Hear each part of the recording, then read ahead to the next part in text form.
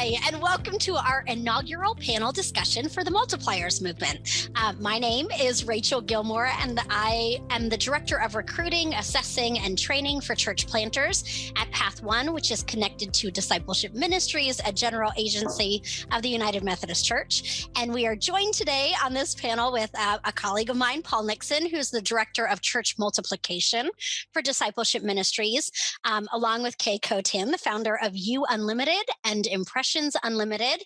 We also have Dan Pizzette, who's the Director of Church Development for the Western North Carolina Conference, and Kelly Brown, the Director of Congregational Vitality for the East Ohio annual conference of the UMC. So today's panel discussion is on the keys for starting and sustaining a multiplication movement. Let's dive right in. Paul, why don't you get us started by offering one of the keys for starting and sustaining a multiplication movement? For me, the big paradigm shift in moving to a multiplication orientation is the way we do leadership. And it's leaders who make leaders who invest time not just in doing what they do and working off their list of things to do, but that at the core of the work, it's developing the leaders who can expand the ministry. So the mentoring and the working alongside the apprenticing, leaders who make leaders, this is the core shift really in moving from a addition, subtraction to a multiplication ministry model. It's more than delegation. It's really sharing the work in a way that we're constantly working ourselves almost out of a job, mentoring others, celebrating as they may outgrow the jobs that we've tasked them with, and then releasing them, to start new things. Jesus modeled this with the way that he spent his time. We can see in the Gospels that a good chunk of his time was spent pouring into very few people. And we see it in every era where there's a wildfire spiritual awakening within a culture, whether it's in the United States in the early 19th century or in China in the late 20th century. I mean, a situation sets up when it begins to spread across the land, people are ramping up into leadership pretty rapidly. And not just special charismatic superstar people, ordinary mortals. It seems like that the viral movements really are about empowering ordinary people to lead, who can empower others to lead. And so this kind of leadership, Dan Jackson calls it generative leadership. It's not just that we are leading well and that we present well, or that there's a little bit of glam factor around us. That's really not as big a deal as are we leading in a way that is constantly growing the capacity. Because you can have all the plans in the world. We're going to have one of these and one of those, then we're going to have 5 more of these. But if there's no one to lead those things, it will not happen. I was visiting yesterday with a pastor friend who was an improv actor in her first career. And she was teaching me the 5 fundamentals of improv. And one, I think it was fundamental number 4, was dare to be dull. And I thought that was the strangest of all of them, because it just like, why would I want to be dull? And it's sort of like we have this tendency to want to overfunction, to want to overtry, to want to steal the stage. And that is not good practice in improv. And it's certainly not very good in multiplying ministry. When we overfunction, we train everybody else that unless they're going to work that hard or be that flashy or be that smart or wise or whatever, that they can't do it. And so we constantly are discouraging people taking the baby steps and stepping into leadership. So one thing that for leaders that want to be this generative kind of leader, we need to tone it down. We don't need to, every sermon doesn't have to be the greatest ever, every Bible study, every meeting. Kind of bring it back into balance, because we want to create something where the patterns can be adapted by lots of different kinds of people with lots of different kinds of gifts. So sort of toning down the charisma and the star power thing, the sort of celebrity leadership culture, and moving back to an understanding that the movement of kingdom really belongs to God, and we are all stewarding it and growing it, and not really needing to be stars in it. So, yeah, Exponential would call that be the hero maker rather than the hero. absolutely. Mm-hmm. Yeah, I know that's one of your favorite books too, Paul. It is one of my favorite books. Yeah, and hero maker, leader development, that's very important. Another key starting and sustaining piece of a multiplication movement is developing a congregational culture that embraces multiplication. So, playing right off the leadership idea of creating generative leaders, you have that old saying that if you are leading and you look back and no one is following, you're just out there taking a walk. And so many times I see that in congregations. Sometimes it will be a pastor that has a great idea for moving forward, for multiplying, and perhaps a district superintendent that has a great idea. And this idea is hatched and then thrust upon a church where the congregation's not ready. And it falls flat.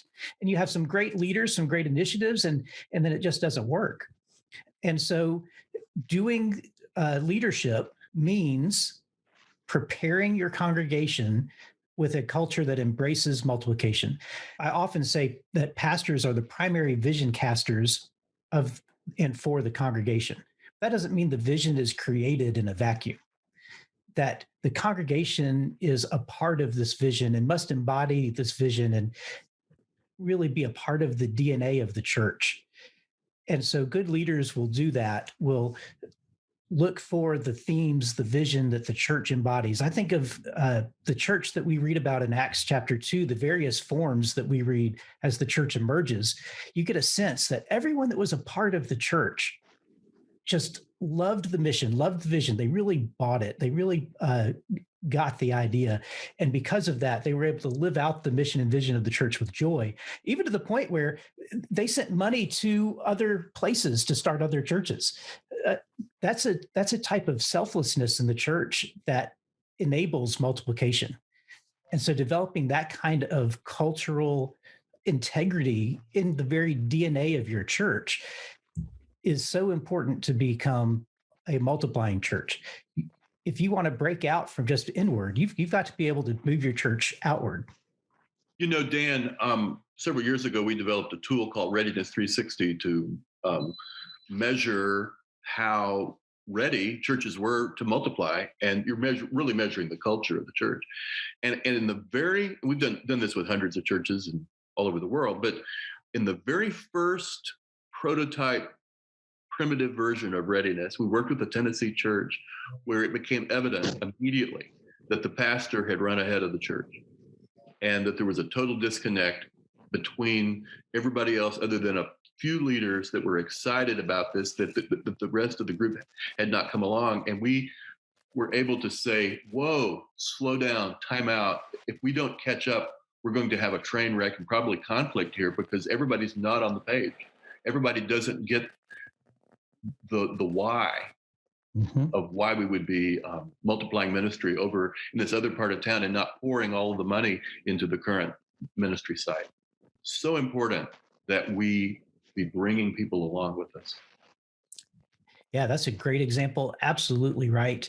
And that is a gift that I've been able to offer to churches as a developer, but it's also a pressure that I feel. We feel so much pressure to perform, to create, and to do, that to be able to create that space where it says, we're not ready yet. Let's slow down. Let's take some extra time. Let's build the readiness. That is a true gift and something that is so important to a multiplication movement. Don't move until you know that you are ready.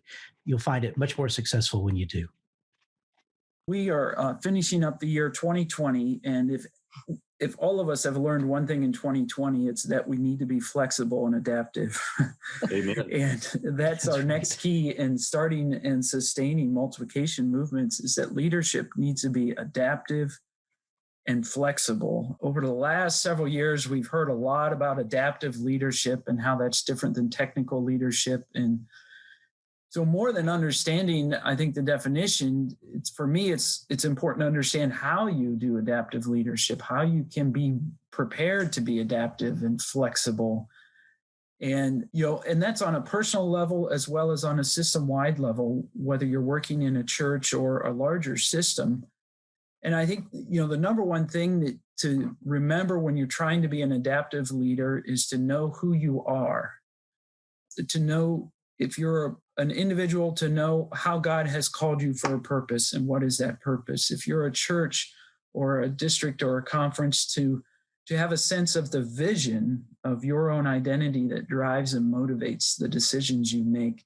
That's what grounds you in these times when you are constantly having to make day-to-day adjustments to live in and to, and even some extent to survive, right? I think that's the first thing, that important thing is to know who you are. And the second thing is to really be clear about the difference you are trying to make. So that everything is pointing towards and focused on an outcome that's going to change and transform your community, your neighborhood, the lives of people you interact with. And you are making a difference, and you're not simply doing the next thing because it's the next thing, but it is leading to that outcome. And when you have that focus, it allows you to make slight changes or be adaptive and flexible along the way with your plans because you are focused on the outcome that you are trying to reach. And, the third thing that I would say about adaptation and more about flexibility is this. When I was growing up, I was always playing a sport. It didn't matter what season of the year. I was involved in a sport: football, wrestling, track, not basketball because I was too tall for everyone, but all these other sports I was involved in. And all of them involved off-season weightlifting programs. And every coach I ever had said there are two ways to make your muscles stronger: lift weights and become more flexible. And so we would spend a lot of time before weightlifting to stretch and after weightlifting to stretch so that we would be more flexible. I think the same is true when we're talking about leadership and multiplication, is that the way that we can make it stronger to be able to sustain the movement is to be flexible. That flexibility will lead to strength, but it has to be grounded in who we are and the outcome that we're trying to reach, the difference that we're trying to make. That's great, Kelly. And you were talking about part of it, the flexibility of kind of knowing where we're headed. So the way we get there can change, but we're all kind of on the same page of where we're headed. And that really does introduce kind of that fourth key, and that is to have that missional focus. So often you are, or at least I have been working with churches, and everyone kind of has their own idea of what the church is for, what its purpose, or what it's going to do for me. But what we find is those that are able to have this or create a multiplication movement, that they all clearly understand the purpose of the church, of their disciple making capacity, right? So multiplication, as we're unpacking this, and we'll continue to do over the upcoming months, as multiplication happens at so many different ways: multiplication of disciples, multiplication of leaders, multiplication of churches, and so on. So when we all truly understand, no matter what church we're in, it's about making disciples. And then how do we align all that we have so that we can accomplish that mission? And so that means staff is aligned. That means our budget is aligned. That means our facility serves towards alignment of that mission. And what we know at this point is that because of COVID and what it's done with this disruption of the church, it's given us this pause where in the crisis, there is so much possibility. And those that are of the multiplication mindset are going to be able to see that our mission hasn't changed, but we have to be flexible and adaptable in how we get there. And so the resources will be aligned in the unique way of the new method that we have to go about the mission. But I'm sure you all have been in the same circumstances, but the number of leadership meetings that I'm in, and we never talk about making disciples or how we're doing at our purpose. And so I believe that one of the main sustaining key factors in the multiplication is to never forget what we're doing, our purpose, and that there's accountability towards that disciple making movement. And I think when we hang on to that purpose, that everything else can fall into place. But when we lose that, I think we lose our way time and time again. And how easy it is, Kay, that the strategy that we've been working on for a while, that we're sort of our habit strategy, becomes our purpose. And Absolutely. it jumps into that purpose. And when the strategy is not working, we just sort of work it harder, but we're getting off purpose. Absolutely. Our methods, absolutely. Sometimes our methods become sacred instead of the mission. Yep. Absolutely.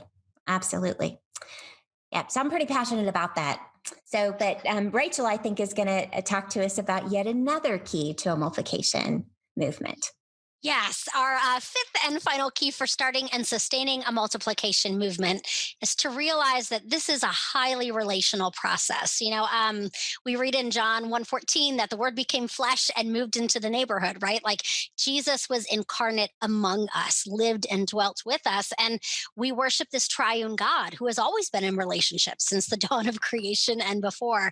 And so relationships matter. I think for me as a church planter, this is one I'm really passionate about, because when I started my plant and I had no idea what I was doing, I started with who I was and what I knew. And I was a mom of a 6-month-old. And so I started leading a mom's Bible study, and those relationships birthed the church. I mean, there's nothing like a group of mama bears, right? Gathering together and saying, what kind of church do I want to raise my kid in? And so relationship was key for us in starting that church plant, and it's key for a multiplication movement. And when I talk about relationships, the importance of being highly relational, there are two main areas where we need to really emphasize and be mindful of relationship development. And the one is the relationship with God. Kay, you talked a little bit about discipleship and that importance, but as we are leading or equipping and empowering others to lead multiplication movements, they need a rule of life. They need to have these rhythms and practices of faith, or a strong relationship with God to keep them from burning out or feeling alone and isolated. And then the other aspect of relationships is relationship with others, right? Not just within the church, knowing your leaders and their gifts and who you can encourage and empower, but also having strong relationships in the community. We say that we value multi-ethnic church plants. So if you don't have any sort of intercultural awareness or don't know how to listen to your community from, a place of vulnerability and just openness as opposed to dominance, then that's going to be a problem for you. So understand that community so that you're not trying to offer them a movement that in no way resonates with their need. And then also you need to be highly relational when it comes to networks with others doing this. That's why I'm so grateful, Kay, that you reached out to us to put us together as a team and have this Facebook page where we can gather and share our struggles and know that we're not alone in this. We can be praying for each other and equipping each other in this hard and holy work. So relationships matter. And I think this has come to the forefront in 2020 more than any other year, where when COVID hit and we were all in lockdown, I know I was talking to a planter up in the Northeast when everything was shut down, and he was on a meetup.com Zoom room gathering and was talking to a young adult who was like, man, I thought I had friends. I thought I had people I could reach out to, but I have no one. Does anyone know of a church or someone I can talk to as I'm struggling? And this planter was like, well, let me tell you what I do for a living, right? And so being highly relational and reaching out to people who feel so utterly alone is important as we start a multiplication movement. And Rachel, this kind of shifts the whole paradigm, especially around the clergy piece of this, of the expectation of, clergy being in their office, available to the congregation, rather than highly relational, being in the community, hanging out with the unchurched folks. So it really is breaking a paradigm that is part of the cultural piece that Dan was talking about. We have to create a culture that is open to that kind of paradigm shift as we think about that. Absolutely. And not only do pastors who want to be part of a multiplication movement have to get out of the office for this to work, but they also have to get out of being that central hub. I think Paul was talking about that too, the leadership development and adaptation. If everyone has to be in a relationship with you to feel connected to the faith community, you will not have a movement. You have to, as the leader, the pastor, equip and empower others to be that central hub as well, or it'll all fall apart. So yeah, there are a lot of major shifts that have to happen in the way it's always been in the church. Absolutely. I think right now in today's present age, the fact that having relationships, being a relational church, is part of the strength of a multipliers movement is actually a benefit to the multipliers movement right now, because we're in a time where people are seeking these relationships. We're disconnected as a society, especially with the pandemic, where we've had to revert to online gatherings. Relationship building has been more difficult than usual. And it's not just the pandemic, it's been a trend that's been happening over the last 20 years. Being in relationship is a really important piece of moving forward. And it's one of the reasons why being a multiplier right now is so important. So these have been 5 keys for starting and sustaining multiplication movements. This is certainly not an exhaustive list, but we hope that this offers some insights into some of the key contributors for an effective multiplication movement. Join us next time as the panel discusses the key characteristics of multipliers.